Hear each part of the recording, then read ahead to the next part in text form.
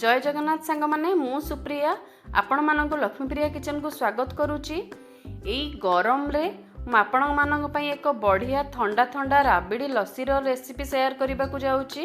ए लस्सी देखो glass T आमर केते सुंदर देखा जाउची, पूरा मार्केट भली बनीची, मार्केट ठारू भी बढ़िया बनीची। एथिरे आमे किछि भी भेजाल जिनस एथिरे मिसेइने मार्केट रे जेमती दही राबिड़ी रो क्वांटिटी बढ़ाइबा पई एथिरे किछि अलगा जिनस मिसांती। एटा को आमे पूरा प्योर बनेइबा घरे आपण एते टंका दे बाहर पिउचंती ता ठारू अधा दाम रे एटा को आमे बनेइबा, बहुत टेस्टी बनिबो।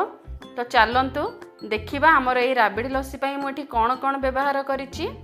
एठी गोटे जगह रे बड़ बासनटे नेइछि, सेइथिरे मु एठी किछि पानी फास्ट पकेइछि काहेकि ना हमर राबिड़ी एते बेले बनेइबा आमे तळे नले चिपकी जिवो।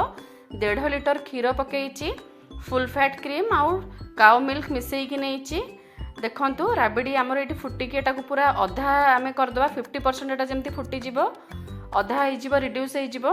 एठी मु किछि मिल्क मेड एथिरे यूज करछि, पकेइले राबिड़ी रे बहुत बढ़िया टेस्ट आसी थाए।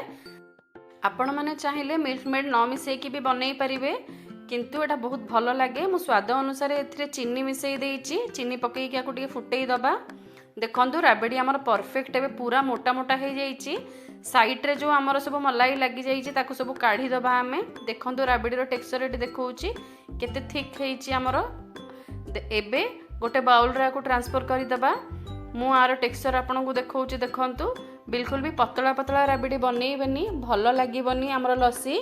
एटा को मु फ्रीज रे रखी के राबिड़ी को ठंडा करि देइछि। एबे गोटे ग्राइंडिंग जार रे मु एमती देखंतु घरे बनेइ नेइछि दही को, बहुत बढ़िया मोटा दही बनीछि हमर। एमती दही को मोटा मोटा ही रखिबे। एइथिरे अल्प किछि आइस क्यूब्स पकेई आमे दहीटा को भलो के ग्राइंडिंग करि नबा। ग्राइंडिंग कर नबा, आपण चाहिले आइस भी न मिसेई पारंती। एइठी मु दहीटा को भी बहुत भलो भाबरे ठंडा करि देइछि। स्वाद अनुसार चीनी मिसेइबा आउ आको भलो के ग्राइंडिंग कर नबा। तापरे एबे गोटे ग्लास एठी नेइछि मु।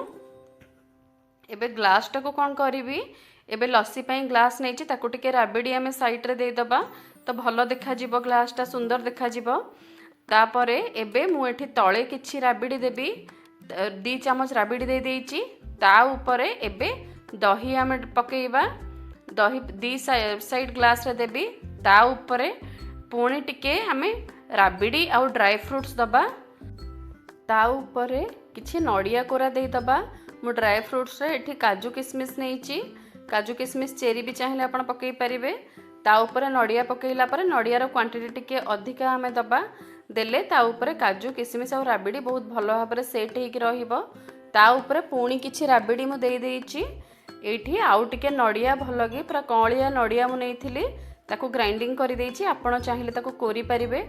सांग माने आपण को जदि एही लस्सी रो रेसिपी टी भलो लागिछि ताहले लक्ष्मीप्रिया चैनल को सब्सक्राइब करबा को बिल्कुल भी भूलिबेनी। आ मते कमेंट रे जणेबे आपण मानन को केमिति लागिला एही रेसिपी टी। देखंतु ऊपरे मु आउ टिके राबिड़ी देइ देइछि, राबिड़ी देइछि एठी। तापरे आमे कोन करबा, मु एठी गोटे बहुत भलो गोटे एठी बनेइछि लिक्विड। एइटा हमर सबु लस्सी रे दिया जाई थाए। एइथिरे आपण जेतिकी पानी नेबे तारो डबल क्वांटिटी रो चीनी नेबे। आउ एइथिरे मु पाइनापल एसेंस 2 चम्मच पकेइछि। ता ऊपरे पुणी किछि राबिड़ी, काजू किशमिश और चेरी रे ग्लास टी को सजेई देइछि।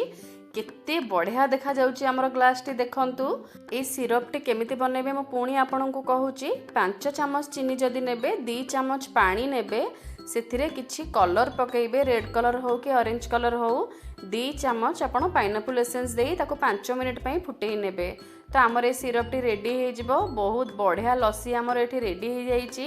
वीडियो टी भलो लागिथिले लाइक और शेयर करिवे। एमिति नुआ नुआ वीडियो देखिया को लक्ष्मीप्रिया चैनल को सब्सक्राइब करबा को भूलिबेनी। जय जगन्नाथ।